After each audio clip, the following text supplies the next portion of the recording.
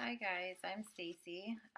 This week we were talking about evidence-based practice for the discussion, and I would have to say that I agree that it is important to have evidence-based practice, mainly because it's a better way to ensure that all the interventions and assessments that we have with clients that we are actually providing them the best possible intervention that we can. Um, I'm sure that for many veteran social workers that they have their own clinical expertise and they have their own um, evidence of the recommendations they've used prior to working. But I think that this evidence-based practice allows us to have a array of treatment opportunities for patients that are very diverse. Social workers meet clients where they are, and each and have individualized needs. We have, cultural, religious, race, ethnicity, strengths. I mean, when we assess patients, we assess them as a whole, and to ensure that we are getting to the root of the problem, we want to be able to identify the problems, effectively. And then once we identify them, we want to ensure that we can provide the best treatment options and evidence-based inter, uh, evidence-based practice allows us to do that. There's just been so much research on so many different treatment options for people with mental illness, with um, recidivism, with uh, addiction, and all these different mental health issues that people suffer. There's so many different new treatment options out there that we wouldn't, as social workers, know if we didn't have evidence based practice.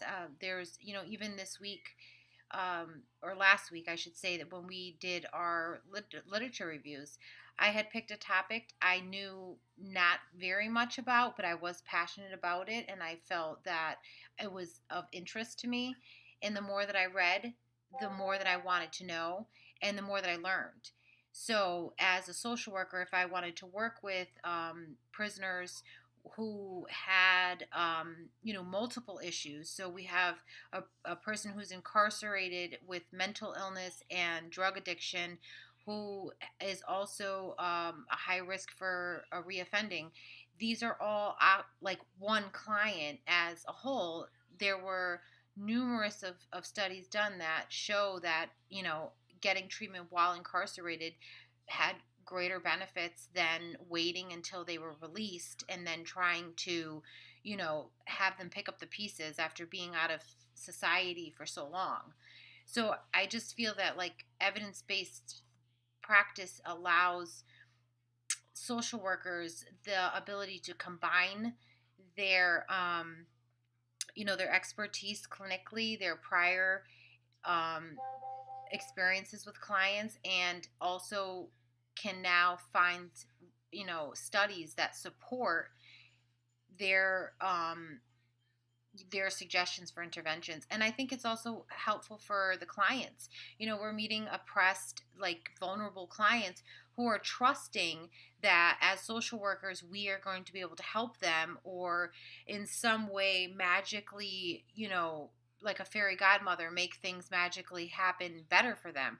Which, in all honesty, I feel that as a social worker, I hope to do those things. But as I said, evidence based practice allows that hope to be a little bit more confident, because there is all of this research and all of these studies in various different ways. We've learned qualitative and quantitative, and the varieties of surveys and interviews and actual, like, scientific studies, medications. I mean, it all kind of ties into social work, where before social work was kind of an entity on its own.